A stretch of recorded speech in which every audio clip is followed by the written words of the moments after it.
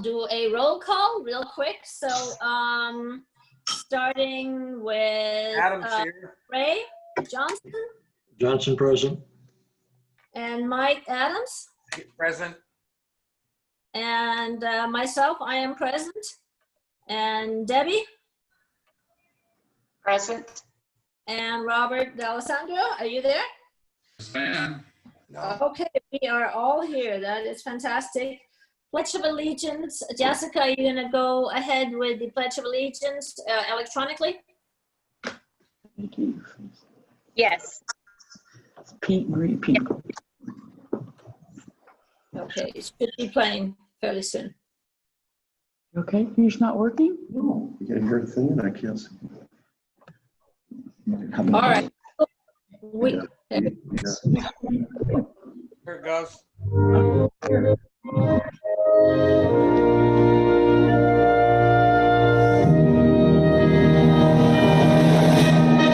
I pledge allegiance to the flag of the United States of America and to the republic for which it stands, one nation, under God, indivisible, with liberty and justice for all.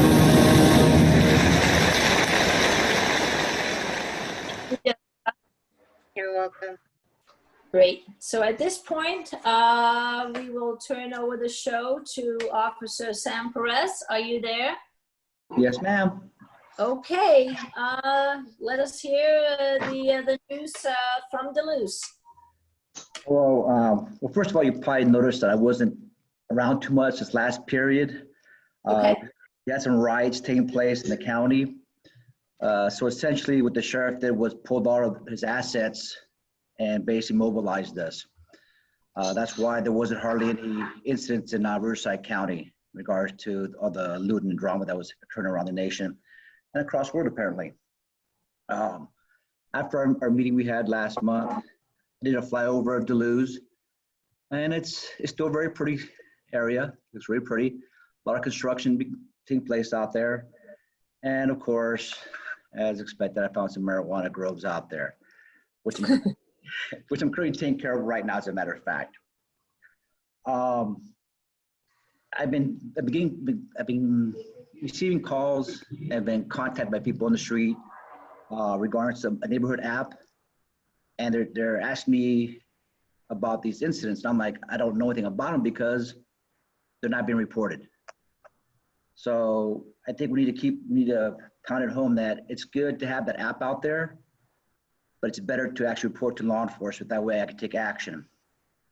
Actually, a good example of that would be Keith. Keith approached me the other day because he noticed that there was a Kubota RTV parked next to our lot off of Via Vaquero. So based on that, I went to look at it, ran the VIN number on it, and it wasn't registered. So it's a $10,000 piece of equipment, which I went to Paulie's equipment rental, and luckily they had a record of it because it was purchased there. And I was able, with that, going through our database that we have out there and everything, and then doing a lot of drive around, actually wine country and Marietta, I was able to locate the owner. So he was happy. He got his $10,000 piece of equipment back. And I asked him, why didn't you report it? He's like, well, I told some friends, I did this and that. I go, you know what? Telling friends, posted it on some social media, is not reporting to law enforcement. You have to report to law enforcement, to our dispatch. That way there's a record of it. Either way, he got his property back, but it comes back to what we say around here is, see something, say something. So because Keith saw something that was out of the norm, we got a crime solved. $10,000 vehicle for me is a lot of money. I can't speak for everybody, but for me, it's a lot of money. So I just wanted to do a shout out for Keith for being observant while he's out there. In terms of the mail, I spoke to Amanda again. She's a postal inspector down there at the post office, and she informed me that the calls for service for them regarding thefts and that's diminished dramatically. Okay. Provided assistance with her. I'm just waiting for her to contact me if anything happens out there regarding the mail. In terms of trends right now, our calls for service regarding disputes, whether they be neighborhood disputes between neighbors and family members, have gone up. We can probably relate that to the COVID. Yeah. There have been some arrests because of domestic violence and stuff of that nature. We're trying to keep everything at the lowest level. So we try to, handle it as best we could without impacting the family that much. Don't get me wrong, if there's a domestic violence where someone's injured, assaulted or battered, someone's gonna go to jail. But verbal disputes, there's just that. But I guess people need to understand that with the COVID, people need to separate on their own before we get there in terms of if they just have disputes, just leave your home, get a hotel room, go see a friend. That way it doesn't escalate, because this is not normal for our community. Trend that went down is suspicious vehicle and persons. I like those going up because it means that it forces us to contact people and deter theft and so forth. Basically, with my department, the COVID is kind of going away in terms of our interaction with the public. The guidance we had received was minimal contact because of the COVID. We don't want to spread and vice versa and everything. With that being said, there'll be a lot more activity out there in terms of me making contact with people, whether it be pet checks, traffic stops, etc. There'll be more of that coming. So that's kind of a heads up for everybody. And that's basically it. I will say this: I have received a lot of support from the community that say that they're with us and everything. Our station is getting tons of snacks, everything for appreciation from a lot of the businesses in Temecula. So it's good to see that. That's what I wanted off on a good note, saying that we are getting a lot of support. That's great. So Officer Perez, on a personal note, how do you keep yourself safe, from the COVID? Because you are interacting with people, and you can't always keep your 6 feet. I mean, do you go up to them and you got your mask on? What? Yes.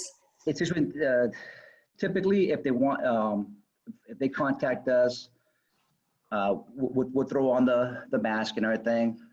If the people are okay with it, it depends on the situation more or less. If we arrest you, we're gonna put a mask on you, and then we'll take you for a ride. But it all depends on the situation. If I'm there and someone approaches me, I'm like, oh shoot, I'll ask them, do you mind?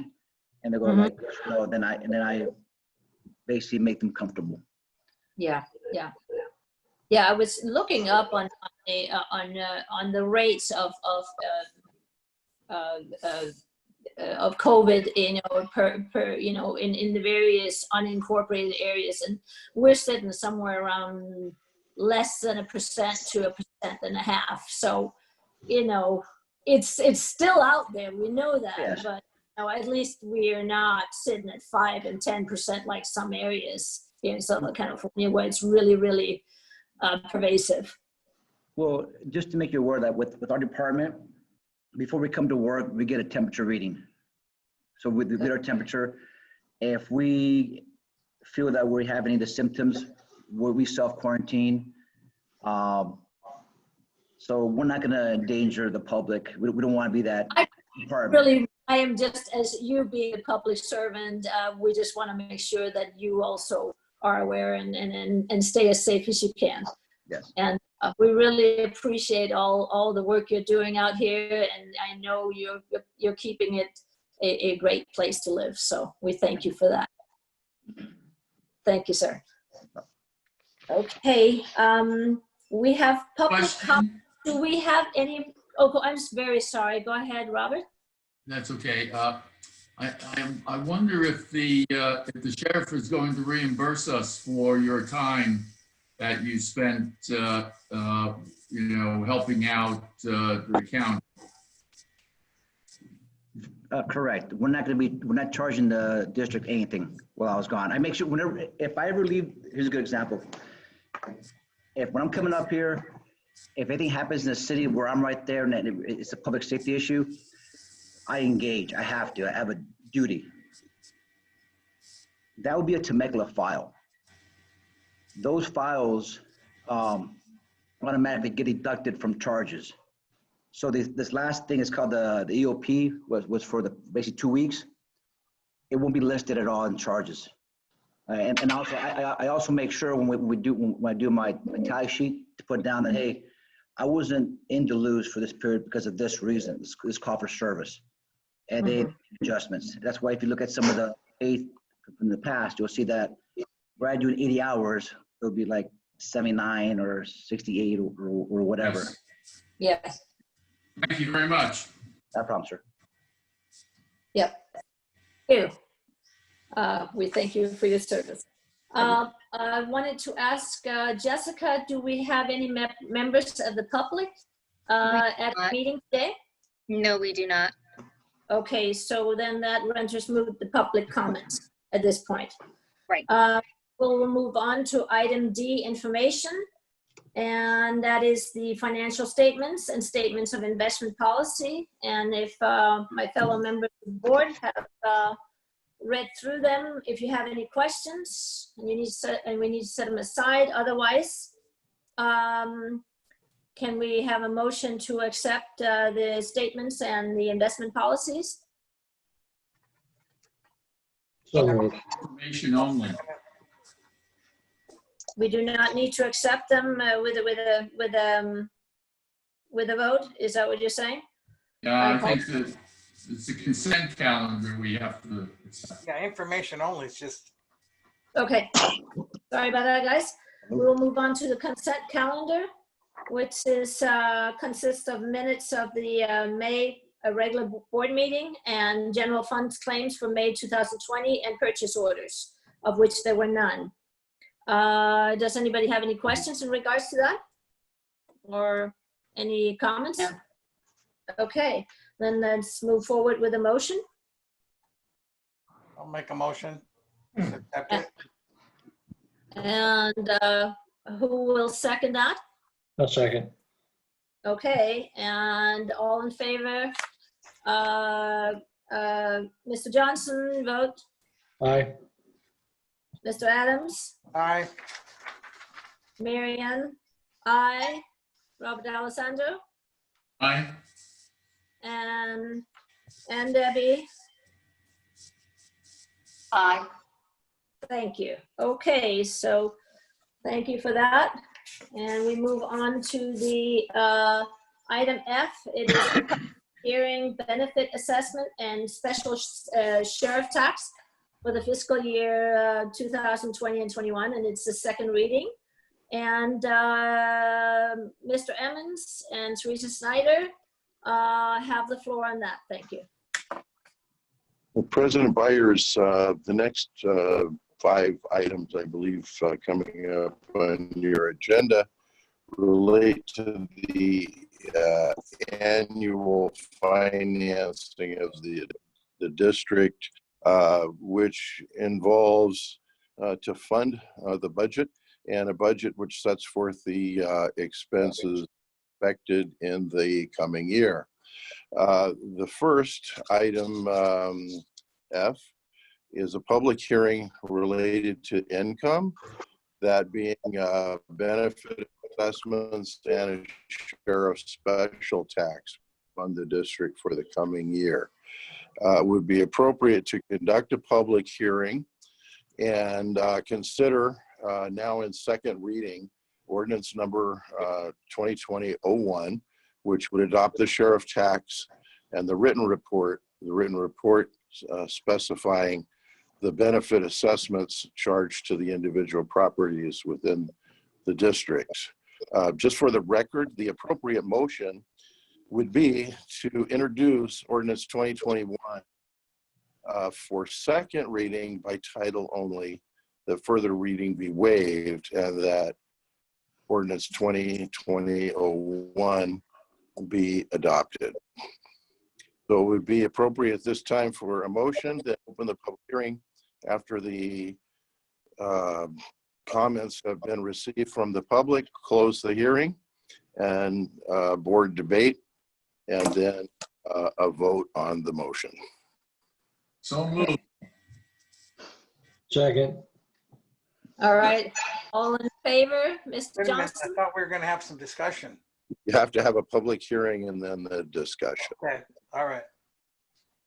All right, so all in favor, starting with Mr. Johnson? Johnson, aye. Adams, Mr. aye. Byers, aye. Ardolino, aye. St. Clair, aye. Thank you. So that has been approved.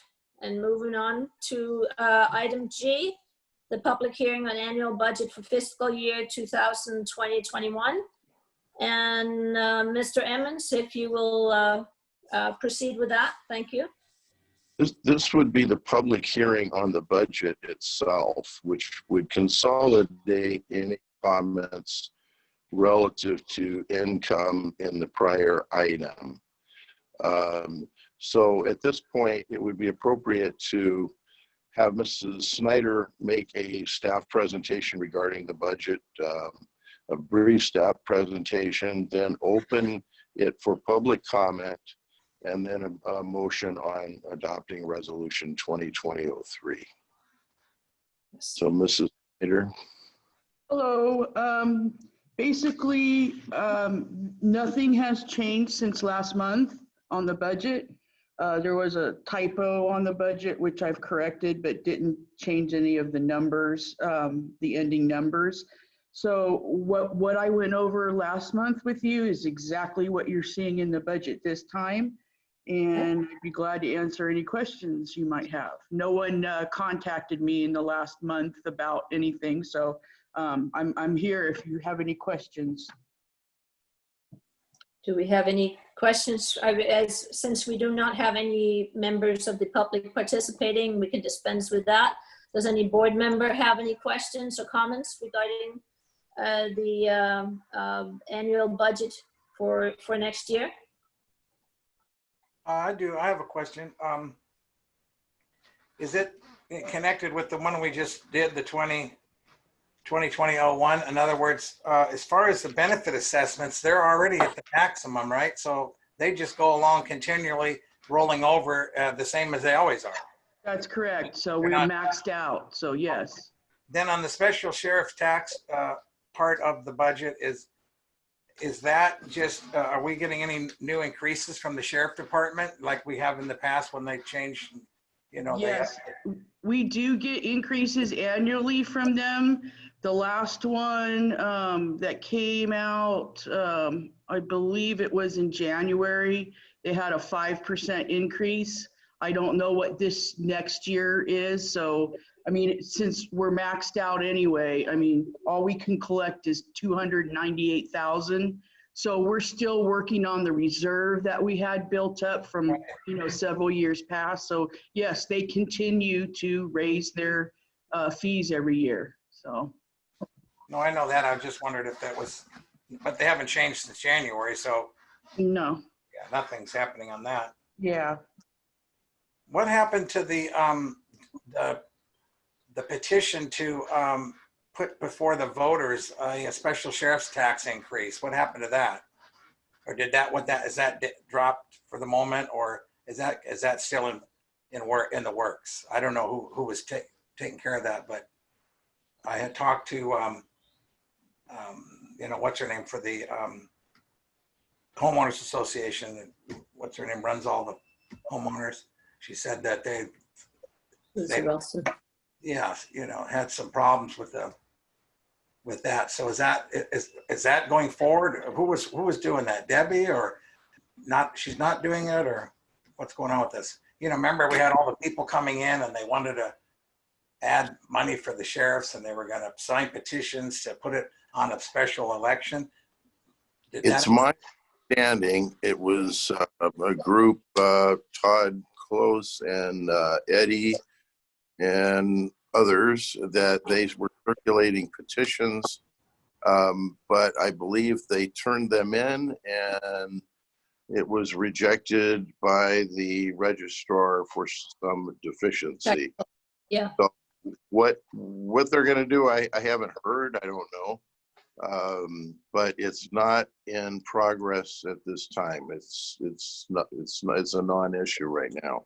Okay. Thank you. That's Okay, all. That's okay, all. thank you. Yeah, I'm done. Any comments from any other board member, any other member at this point? No. Seeing that there are none, why I would like to entertain a motion for the acceptance of the budget for fiscal year 2020-2021, resolution number 2020-03. Can we have a motion on that, please? So move.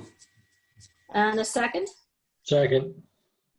All right, Ardolino. everybody in favor, start with Mr. Johnson, Johnson, aye. Mr. Adams, Adams, aye. Byers, aye, Mr. D'Alessandro, Aye. and Mrs. Ardolino. Aye. Thank you. All right, so the annual budget has been approved. Moving on to the CEQA notice. Again, Mr. Emmons, if you can enlighten us on that. State law requires that all actions of the board, official actions of the board, require a review, at least a cursory review, as to whether or not the action is, if any action is required under the California Environmental Quality Act. In this case, the action you just took is exempt.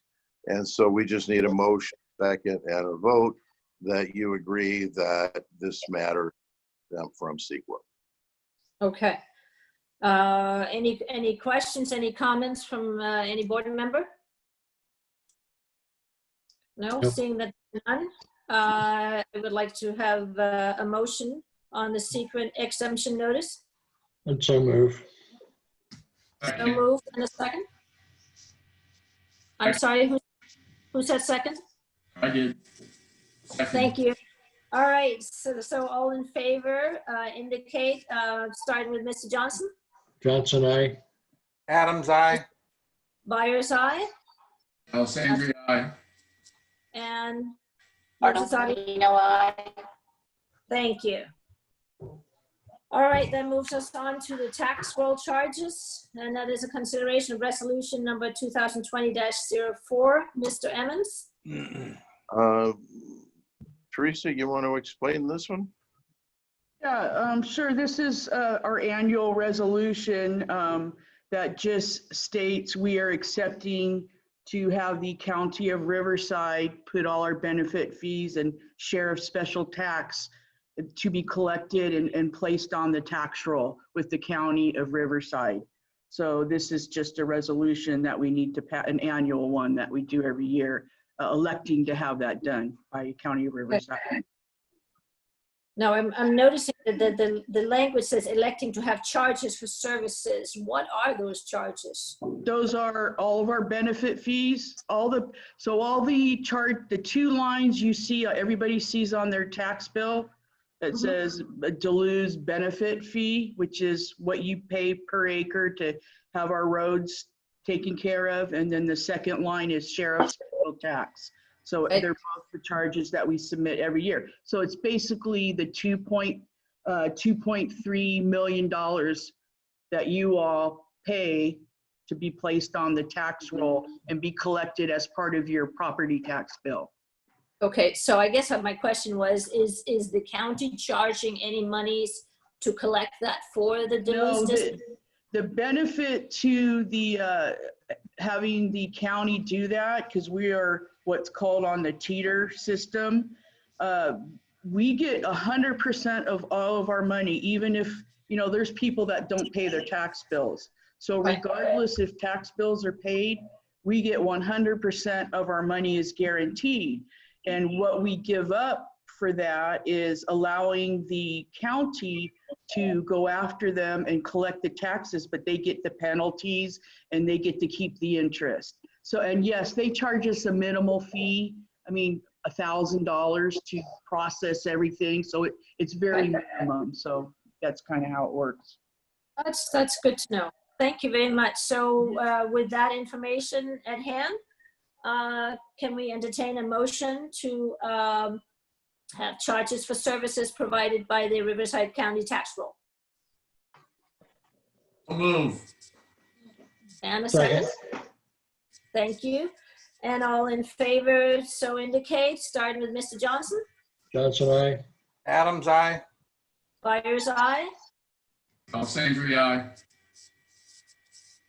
Cardinal, aye. Thank you.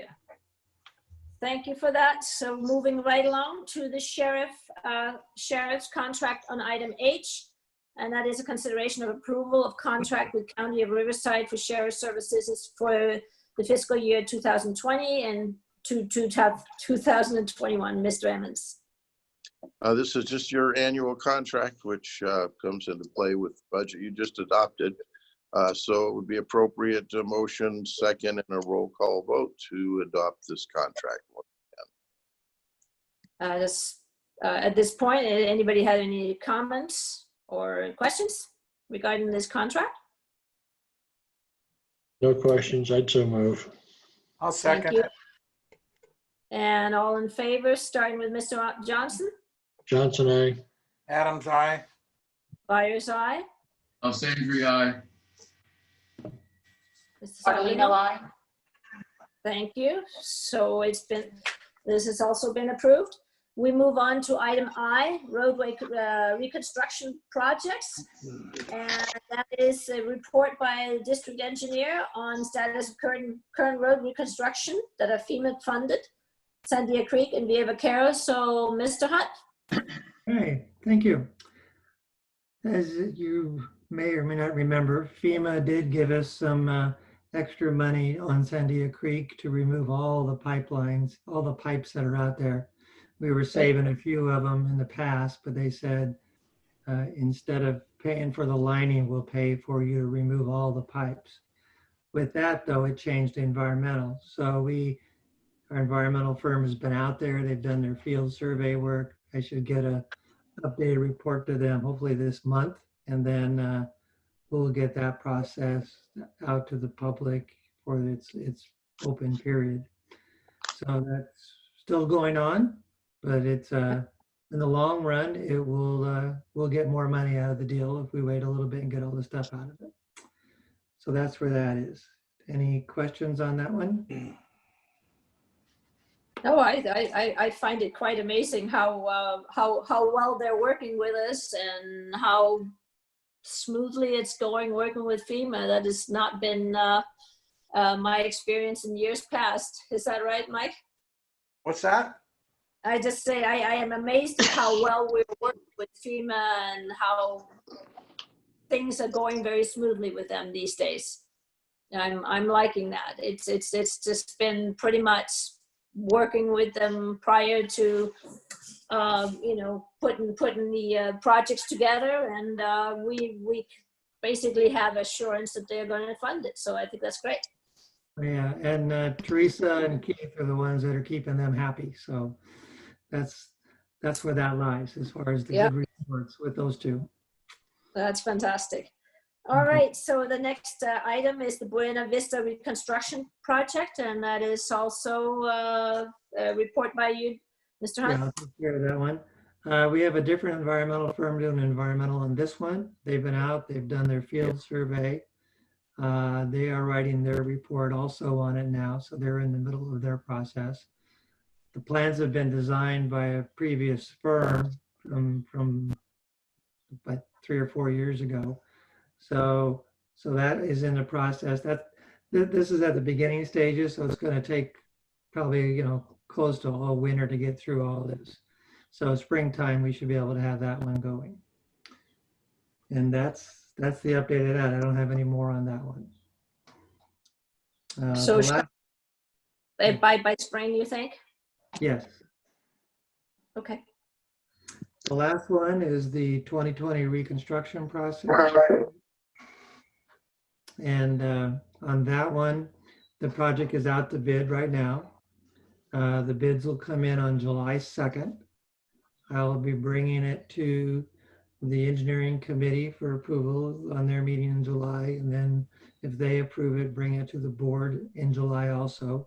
They get them there, give them approval. So hopefully August, September, they'll be out there working away and getting it all done.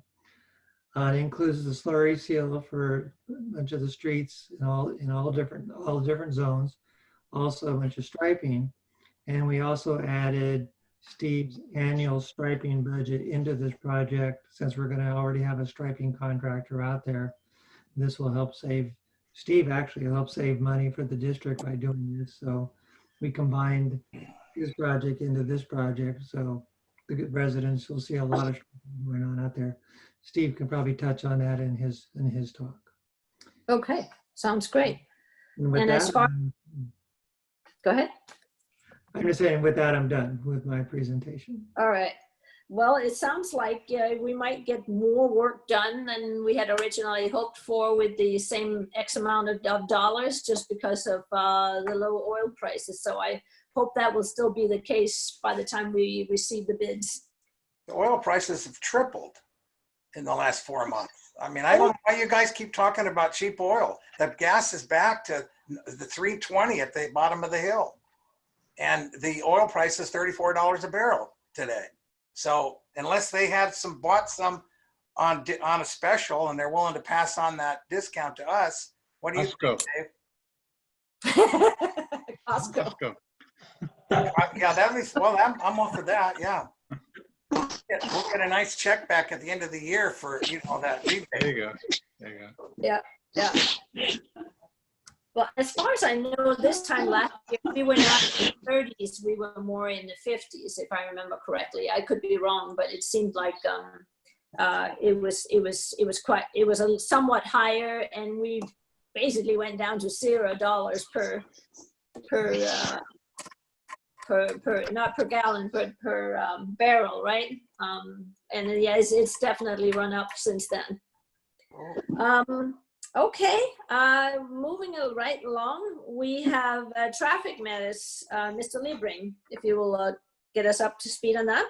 Okay, I got 3 items for you tonight, and as Dave already mentioned, we're working closely together on the slurry seal project, and I wanted to kind of identify so you have an idea what to expect.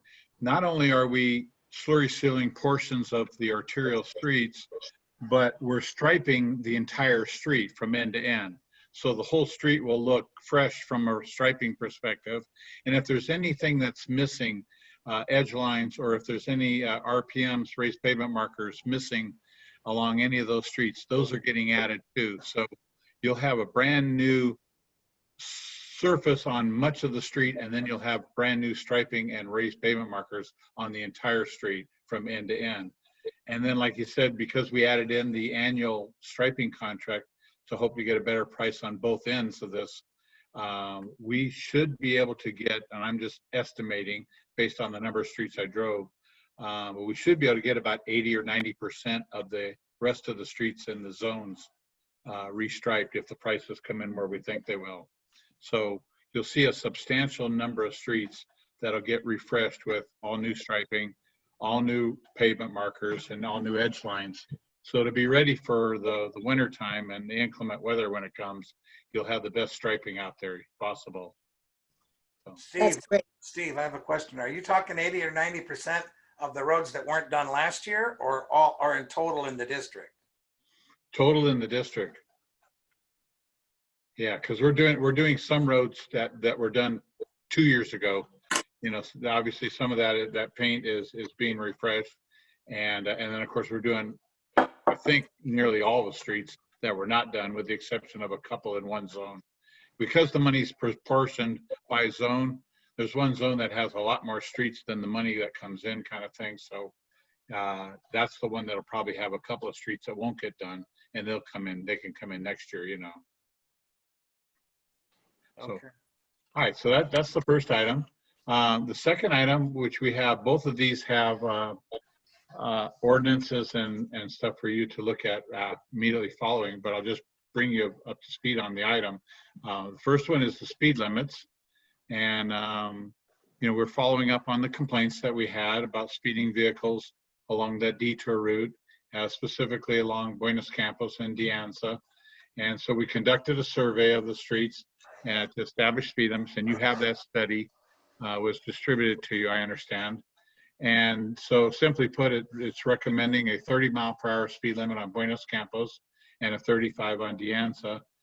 And later in the meeting, then you can adopt the ordinance. But for right now, I'll answer any questions that you have.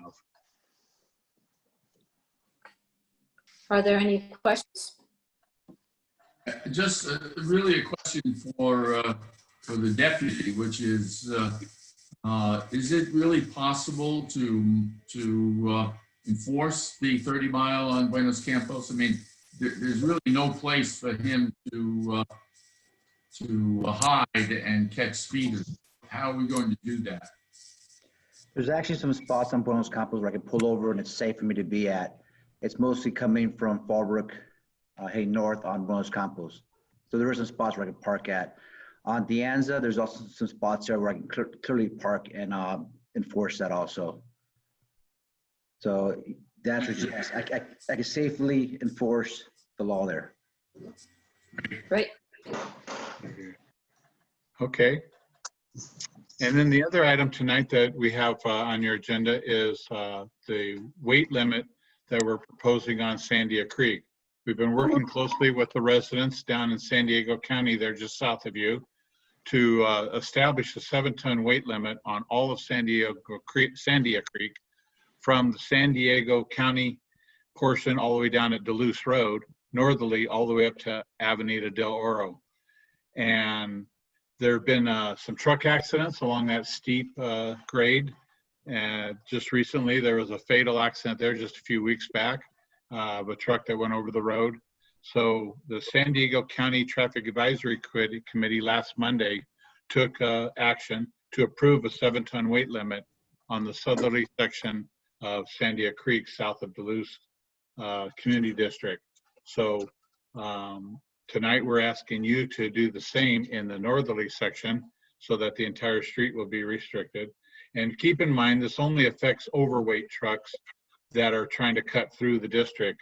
You have a situation on the freeway where sometimes the freeway backs up, or trucks are trying to maybe avoid the weight limit scales. And so then they try to come through on San Diego Creek. I keep saying San Diego, sorry, Sandia Creek. And those trucks that are just cutting through that don't have business along Sandia Creek or the streets off of it would be the ones that would be citable. Any trucks that are delivering to your community, just like we did with Los Gatos, any trucks that are delivering to your community and have a delivery slip to go there, no problem at all. They can come in and they can come out. And we've been working with the Riverside County traffic engineer also to put up signs, if we approve this, on Rancho California Road, letting people know that there's a weight limit ahead so they can turn around hopefully before they even get to Sandia Creek. And the last portion of this report is the San Diego County took action also to prohibit trucks on Duluth Road so that we don't have them prohibited on Sandia Creek and then just have them just move over to Duluth Road. So they took action to do that also. And so we've requested the Riverside County, who owns Duluth Road, to follow suit and do the same thing. And they've committed to doing a traffic study within the next 3 to 6 months and do the same thing there. So that's my report, and I'm happy to answer any questions that you might have. I have a question. The fatality that happened a couple weeks ago, was that driver cutting through, or did he have a reason to be in the district? Yeah, I don't know, because all of his payload and his stuff was down at the bottom of the canyon, and I don't know if they ever recovered to find out if he had a delivery he was going to or if he was just cutting through. And this was in San Diego County, not in our Right. district. Right. It was South of the. yeah. It was south of that 21% grade. Oh, okay. Oh, yeah. Another question. So just so I understand, does this mean that a truck making delivery or carrying avocados, whatever, from the area or to the area, can weigh more than 7 tons? Correct. Correct. They're not affected So by this. Is there any weight limit on what trucks can carry on that road? Well, I'll defer to the sheriff, but yes, all trucks have a weight limit of some sort. And the sheriffs are pretty well tuned into seeing, they can watch the trucks go by and they can see if the trucks seem to be overloaded. But all trucks are basically designed for certain loads or certain weights. It varies by truck to truck, but they can be overweight and they can be stopped. And Sam, correct me if I'm wrong, but they can be stopped for if they're overweight. And those tickets, as I understand, are rather sizable. That wasn't my question. The question is there a weight limit on Sandia Creek? No, there's not a weight limit on any street. Should we have weight limits? That's a question. That is the resolution that we are going to be considering.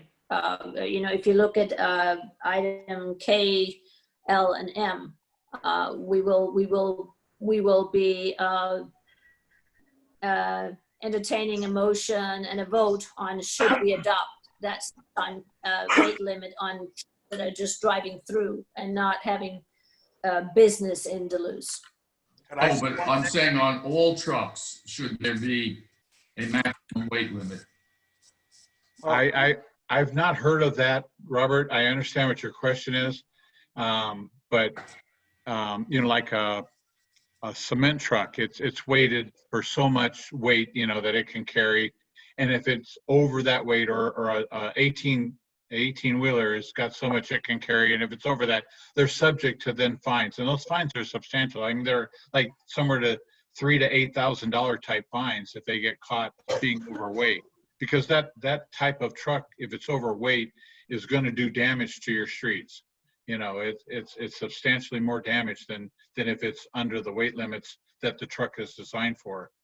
But well, I think what Robert's getting at is the same thing that it's pretty obvious is that we have this 7-ton weight limit. But for instance, like the avocado truck that picks up avocados at my place, it puts on 9.5 tons of avocados and the truck weighs 6 tons. So you've got 14, 15-ton truck, and I follow them down the hill. When they're stacked up, they got 22 bins at $8.50 a bin. That's 9.3 tons plus what the truck weighs. So cutting off the 7-ton cut throughs is great, but it's really not. They're not, when we have 14, 15, 20-ton trucks going through, those are the ones doing the damage on the road, right? That's the point. Right, exactly. okay, again, Is what is the weight limit the roads can handle reasonably? Should we allow a truck that weighs 25 tons on our road, whether they're making deliveries there or not? That's the point. okay, so Dave can maybe chime in here. This is more in his expertise, but each road section is designed to carry, certain weights and stuff like that. I don't have that number in hand as to what is the exact amount of weight each road up there has been designed to. But again, let's go back to originally. This weight limit is more for safety. This weight limit isn't regarding the construction and the deterioration of the road. This weight limit. I understand. You don't have to. I'm all for it. Right. And we'll vote to approve it, but I'm asking a different question. Right. That's a separate issue. I suspect we can investigate that and find out and where those avocado trucks loaded up would fit, if they're just under that weight limit or whatever like that, if there's any restrictions that restrict you from maximum weight limit. I don't know if it's possible that you can say, absolutely no trucks at all, delivery or not, over a certain weight. I've not seen that ever in a city yet.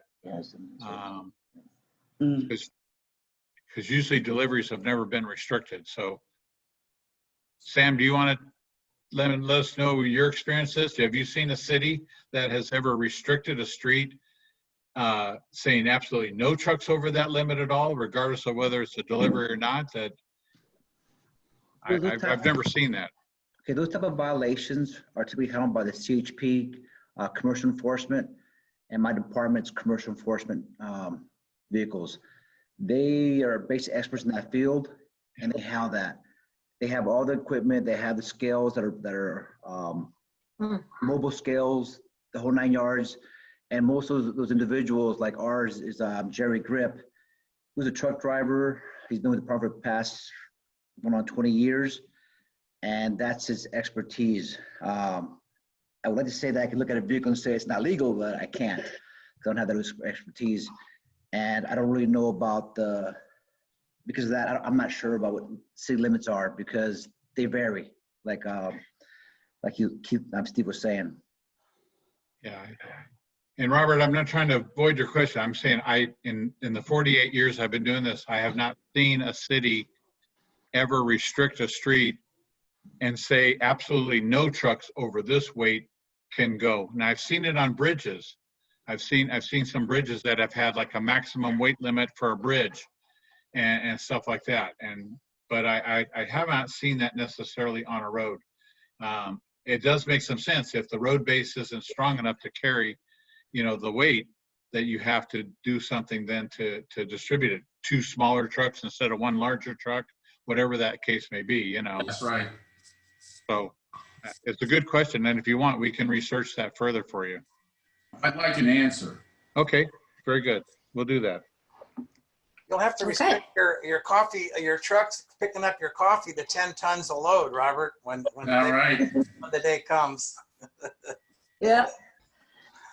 Okay, so at this point, if we can move on to considering the resolution 2020-0, which is the adopting of a traffic study by Wilden Engineering. And that was for the, I believe, the detours, right? Steve? That's to adopt the study for the speed limit, yes. Yes. Can we have a motion for the adoption of a traffic study? I'll so move. And a second? All right. All in favor, starting with Mr. Johnson? Johnson, aye. Adams, aye. Byers, aye. Alessandri, aye. Ms. Dudley? Catalino, aye. Thank you. All right, so that it has been approved. We will move on to item L, the introduction and first reading of the ordinance number 2020-02, which is the adoption of a 7-ton weight limit on Sandia Creek Road between Avenida del Oro and the southerly district limit with San Diego County. Can I have a question? I'm sorry, I have a question. I apologize for being such a nuisance tonight. No. I thought the previous motion was not to adopt the study. I may be wrong about this, Sue, but to approve speed limits on those roads. Correct, that's item M, So it was not to do a study, but to approve the speed limit of 30 on Buenos Campos and 35 on Right. Dianza. I thought you were doing number K. Were you doing number M? I was, Well- the item MA, when I did, adopting the traffic study. And I guess the traffic study indicated that it proposed speed limits of 30 miles an hour. Okay, that's what we're adopting. Right. That was approval of that study, I believe, which recommended speed limits. Is that correct, Steve? which Correct. applies to M. Okay, yeah, we're adopting the traffic study. Yes. We're not You've already doing done that. We've already done it. We're adopting it. Yeah, okay. Right.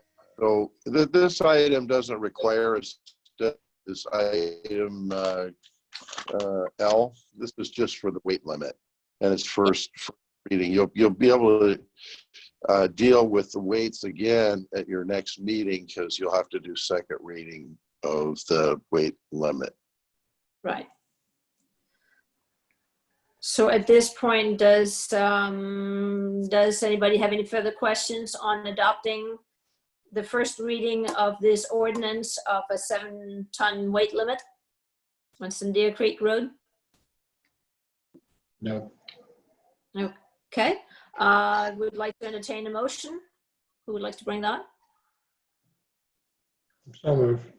Second. Okay. All right, all in favor, starting with Mr. Johnson. Johnson, aye. Adams, aye. Byers, aye. Alessandri, aye. Ardalino, I. Thank you. So we have approved the first reading of this ordinance. Item M, introduction and first reading of ordinance number 2020-03, establishing speed limits on various roads. Does anybody have any questions on these various roads and want to know further about it? Or can we move to making a motion for approval of the first reading? We need to know what the various roads are. Is it just ad hoc? No, it's the same. It ties to the item K, which you approved, the Okay. traffic study, 2 roads. We Gotcha. should have probably stated them. Yeah, I'm sorry. Okay. Sounds good. Okay, we need a motion for that and a second. I'll make a motion. Move. Who got there first? Doesn't matter. I'll second. Okay, thank you.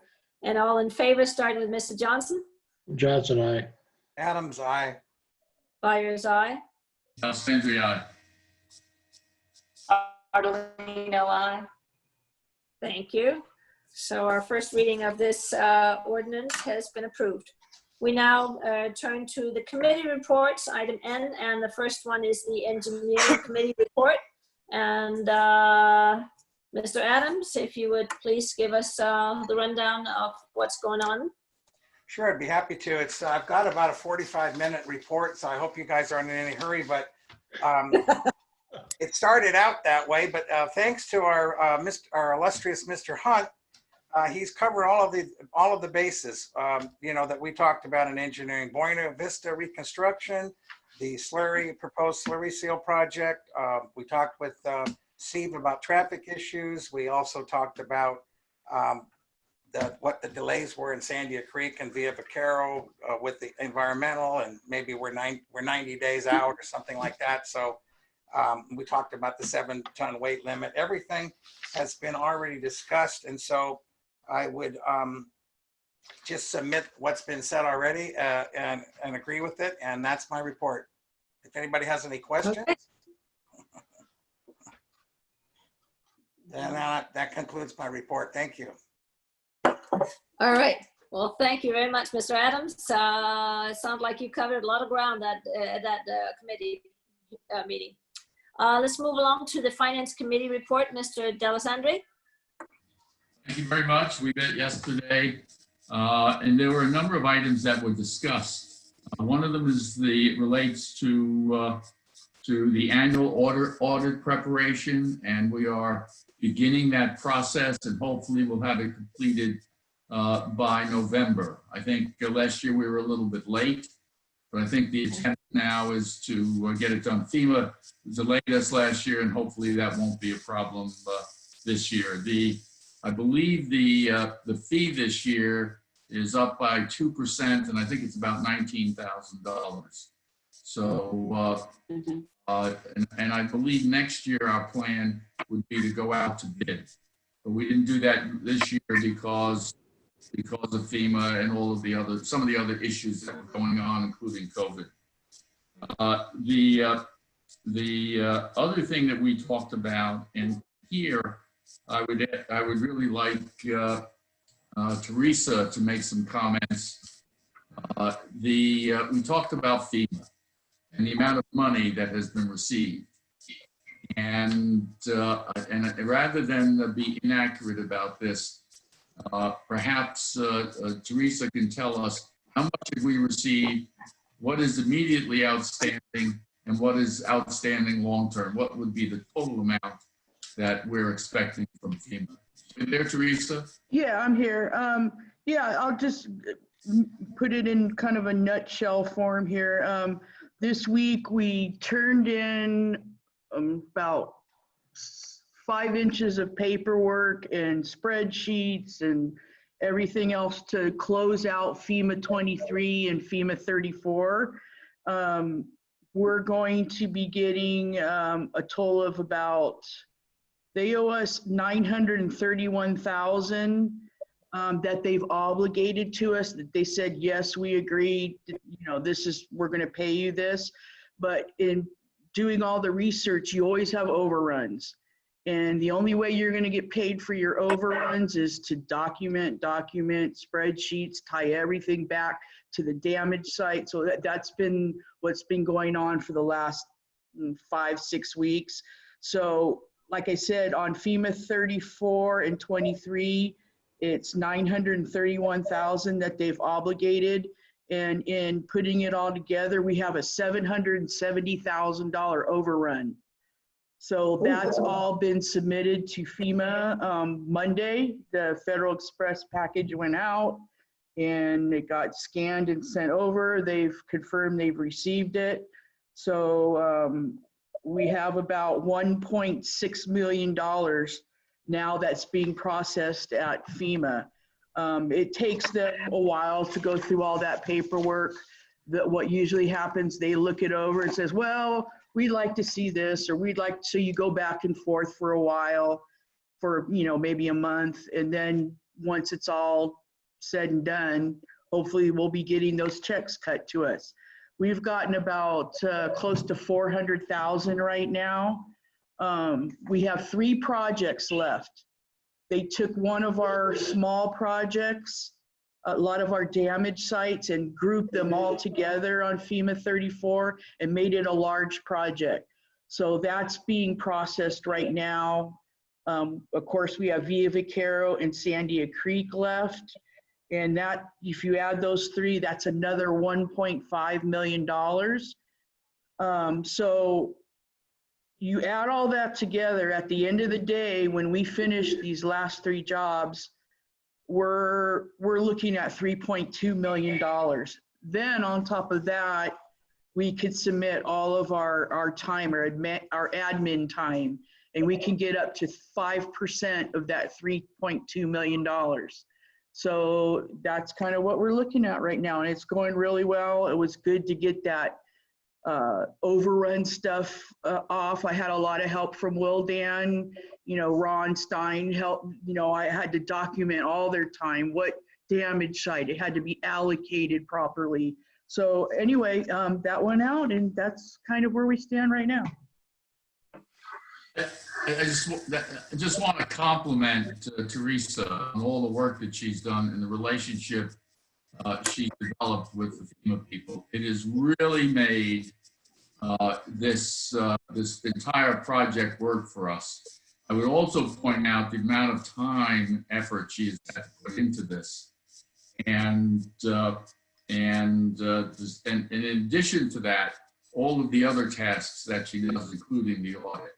So I want to compliment her and thank her for her hard work, and I think we should all be for a very loyal employee. Thank you, I appreciate that. And there's a lot of things to do around here, but FEMA's been the #1 on the list, and that's what's happened, and I think we've all done a good job with it, and hopefully we won't run into any snags and can start on the rest of the list. So thank you, Robert, I appreciate that. Could I have a question? Not to pour cold water on the program, but just a question. That's an 82% cost overrun. So what my question is, how much of that has been sort of pre-approved or is normal, or they were saying, yeah, that's fine? Weren't we getting some positive response as far as moving forward with? I mean, normally you can't have a contract to build a building and have an 82% overrun and expect to get paid unless obviously you documented it, but it would have to be somehow, had to be some approvals along the way. And are we just hanging out with this, with the Well, how 770? how it's been said, not only from our main FEMA guy that's been out to our site several times, but also through many Cal, OES, and FEMA, because they're two different places that you got to work with. What FEMA does when they obligate your money, when they say, okay, we've had a guy come out and look at the site, he sees the scope of the work, and they go back and they do their calculation about what they think it might cost. But they know they're giving you the bare minimum cost. They know there's engineering. They know there's inspection. Basically a lot of Willdan's time through this whole process. And That's not figured in the original bill? No. no. All they're looking at is our original bare bones, like what's the lowest amount. So if their thing is these are the two things they look at. As long as you're able to document the overrun and you didn't go way outside of the scope of what the project was. Like we didn't put in gold pipes when it called for aluminum pipes, or we aren't doing 2 culverts when we asked for only 1 culvert. So we're pretty, in going over this, we're pretty, there might be a few little things that they might reject, but on the whole, I don't think it's going to be a huge problem. So One thing we need to remember is that FEMA, when they look at unit prices for construction, they're using their national average, which California is a lot higher. So their unit prices are very low, and they know that going in. So they even told us, yeah, when you get bid prices, turn your bid prices in, we'll adjust to that. So they've been cooperative on that. And so it's not like it's an overrun. It's just what they go in and spend an hour doing, it's not based on any design. It was based on what they saw. Their quantities are way off. Their unit prices are low. And what we gave them at the end is Teresa's getting, okay, these are the final quantities. The unit prices that was based on bid prices they'll accept, and then they make all these adjustments. So it's not really an overrun, it's just dealing with FEMA. FEMA's typically on the very cheap side of things, and then you have to go through this to prove it, which she's doing a great job doing it. Well, you guys all are the best in your field.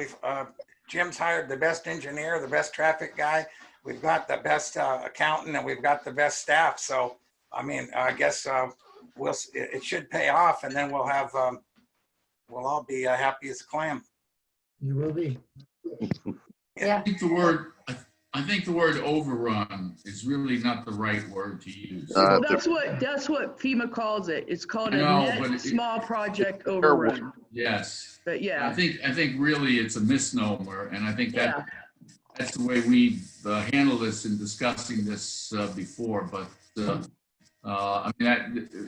they're going to use that term, I guess that's the term we'll need to use as well. But technically speaking, yeah, it sounds bad. Yeah, I don't like that. I don't like that word when it was said. Yeah.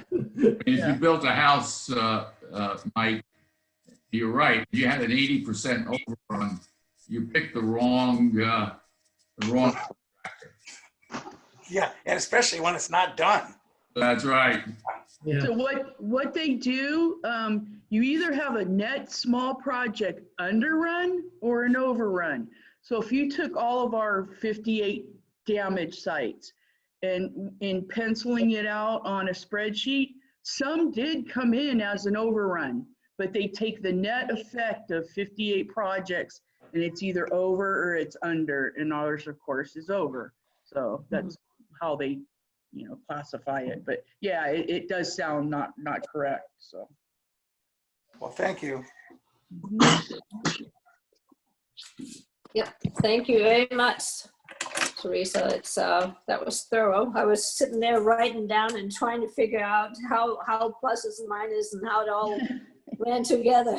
This is hard math here. We are moving along to the legislative report, AB 421, our gas tax. Not a lot of action has been going on. Currently, we are trying to research the law that gives us basically a foot in the door and something to slam on the table with the county. And the history of how the district was established, you know, looking at that it was right around the time of Proposition 13 that our district was established, and that the county was trying to find ways to move their obligations away from themselves, seeing that they just didn't have any money. So this is what we're looking at. Mr. Ward is still looking into some of the research of the law, and we're still on the case, not giving up on this one here. I think we definitely have the facts on our sides, and I think we are owed this gas tax money one way or the other, whether we go through the county or we go back up to the state with the county hand in hand with us. This is something we need to have coming to the district. So that's where we are with that. Any questions? No. Don't hear any? Okay, then we will move on to the legal counsel matters, which is Ward Simmons. And wanted to ask you, Ward, we have now had two What about monthly board meetings. general manager's report? Oh my goodness, I just jumped over that. I am sorry, Jim. Please, I- the item. district report. Sorry about that. It's in your packet. Once a year, I report that pursuant to our franchise with CR&R for waste pickup, they receive an increase pursuant to the franchise based on Consumer Price Index. So they give us every year a report with their CPI, which for this coming year or the last year is 3.36%. And so that number as an increase will be appearing on their bills starting after July 1st. Okay. Nothing further. So now we have Mr. Simmons here, I guess. Yes. Well, you know, when I even put my glasses on today so that I wouldn't be doing that, and I still managed to elegantly jump over your report. So, Mr. Simmons, I was going to ask you, we have now done 2 electronic board meetings. What is your feeling going forward on how to conduct these meetings safely and with given how we need to have public input and participation? What I'm finding is that other districts are they're kind of easing off the Zoom only and or a telephone only conference, and they're allowing, by the way, can everybody hear me okay? Yeah, I can hear you. Yeah, you sound good. I'm just getting some feedback here. What I'm discovering is a lot of districts are going to some sort of a combination where they allow, you know, some board members to come into their old boardrooms and still have the option for the public to join via Zoom or teleconference, whichever way they want to. So it just seemed like slowly the boards are returning to the boardroom if they want to, but then still allowing the option for the Zoom meetings. So it seems like I'm seeing combinations of slowly getting back to what was considered normal back in January. Right. So, okay, that's good to know. I think I have some reservations with going full board in on changing the setup in our meeting room to accommodate the social distancing. It would probably take a bit of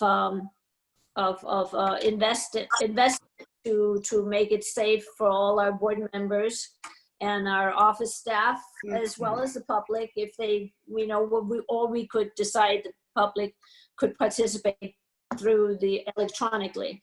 And I think I asked you all what you thought about continuing it electronically, or if you'd like to see some kind of return back into the boardroom.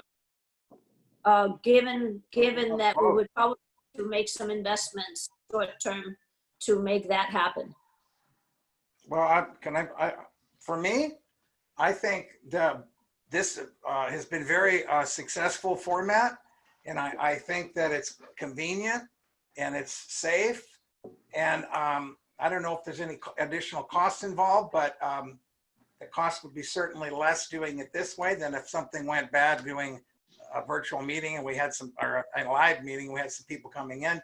So for me, it's better to keep doing this, maybe for a month or two, to be on the conservative side rather than being one of the first boards to go back and do it. That's my, anybody else wanted to say something, but that I'm for keeping it like this, at least for the next month, maybe two. Or okay. Yeah. I hear your thoughts. Mr. Johnson, what are your thoughts on conducting meetings either, in person or electronically or some combination? The only disadvantage I see to this type of meeting is the lack of cookies. yeah. I believe we Snacks are better. abolished. And that won't hurt any of us. Yeah. Mr. Robert D'Alessandro, what do you think? I think I agree with Mike. We should continue this for another couple of months. I think the disadvantage is that we have no community participation. That's I think that's a real disadvantage. However, let me say, I really believe, from my perspective, that we're going to see a great increase in the number of cases in the next month or two, and maybe even longer than that. This is not over. I don't know if any of you have driven through Front Street, but it is full tilt. I saw one person with a face mask. People sitting next to each other. I mean, and where they have released or relaxed the standards, they're seeing a big increase in cases in Texas, Arizona, and even in California in some parts. So I think we really need to continue to do it this way for at least a month, maybe two, and maybe a little bit longer. I'm just very concerned about what we might see going forward. My only other comment is it really defeats the purpose of a community board when you can't have community members come. And this is more like the way it was 3 or 4 years ago, where nobody showed up and the board just kind of did its thing. But I do think that for the safety of everyone involved, this is the better way to go. Garcetti said it's never going to be back to normal. So, but I mean, that's up in LA, of course. But yeah, I think you're right. I think at some point, I just don't know when. Yeah. It will, and maybe it's after the vaccine comes out. Yeah, and we're looking early 2021 probably before that becomes readily available. Marianne? Debbie, yes, go ahead. Our community is obviously a lot larger than yours. We have 12,000 population, but our board meetings have been being done by Zoom for about the last 4 months. And the normal board meeting would have about 7 to 12 people, kind of regulars that came to every board meeting. So it's just a giant big room with about 15 people in it, the 5 board members and 7 to 12 people coming in. These Zoom meetings that they're having now, they allow the board, they send out to everybody the link so that the people call in and stuff like that and can be in on Zoom. They're having 70 people or so now attending the board meetings. So they've actually seen a huge increase in the participation by the public because people like the idea of being able to stay at home, sit and listen to the portions of the meeting they want to. They can get up and go to get something out of the fridge or whatever, you know. It's more convenient than having to drive down and sit through a meeting for 2 or 3 hours, you know. So that's just our feedback, but it's actually increased the public participation. That was kind of what I was hoping would happen, that people would feel like all they got to do is, you know, dial it in and they could participate, and we haven't seen that happen. And I don't know if it is because people are not aware that they can do that, or what we can do to advise the public that the meetings are here and please to come and join in. So, you know, maybe we can find out more about that. I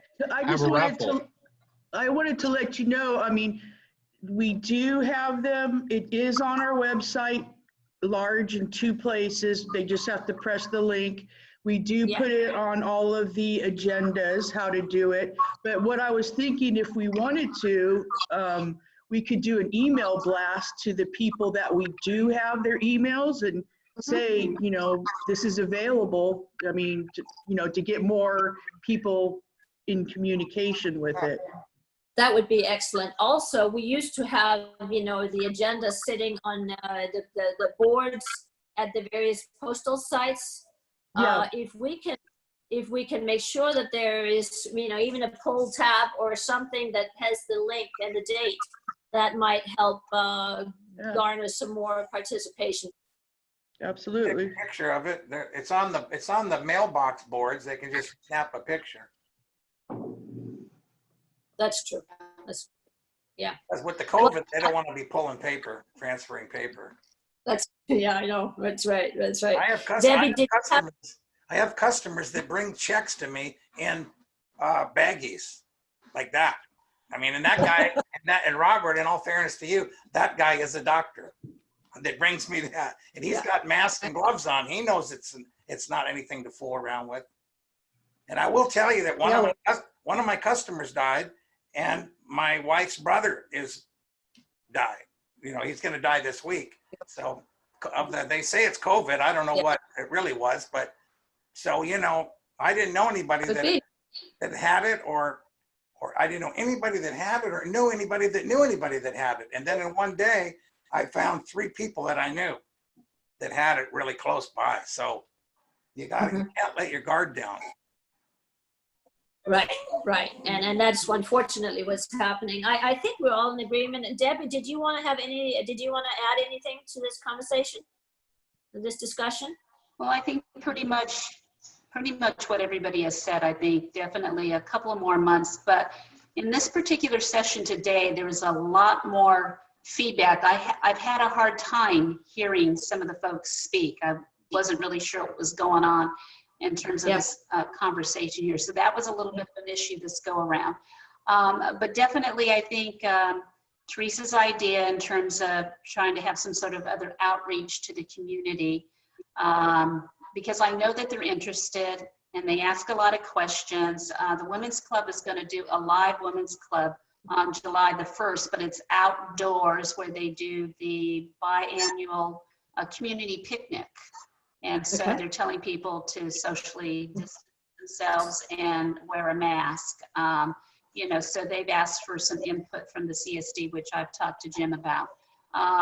And so, but yeah, they're asking the questions, but nobody's participating on Zoom. And I think it's for a variety of reasons. A lot of people have children, they're homeschooling, that kind of thing, and whatever else may be going on in their lives. So it's one less thing for them to think about. But on the other hand, as I just stated, they're still very interested in terms of what is going on, what's happening, what are the next steps in terms of the community up here, in terms of the roads and so forth. So. Yeah, I agree. I mean, I think this is very convenient for all of us. And yeah, Debbie, your responses are a little bit lower and your visual is a little blurry. So I'm not sure if it's just your connection that's a little slower or what's happening, but I did notice that as well. I would say I feel safer that we're doing it this way. I mean, you know, all of us are not exactly spring chickens, and it's just, you know, should anything happen and we're trying to make people come to live meetings again, that would just be a terrible thing if we did. So I think for at least the next couple of months, let's continue this way. If you're all in agreement, I think that would be a good thing. And like I said, if we actually have to have live meetings, we would probably have to do some redirecting and then some investments in making it safe for everybody. And this way we can avoid that. And let's see where that goes. Sounds good. All right. Yeah. And unless anybody else has any comments or any other observations, I think we will adjourn the meeting. So meeting adjourned. Okay, thank you. You. You. Good job, Mary. Thank you. Bye. Thank you. Good Debbie, job. Debbie,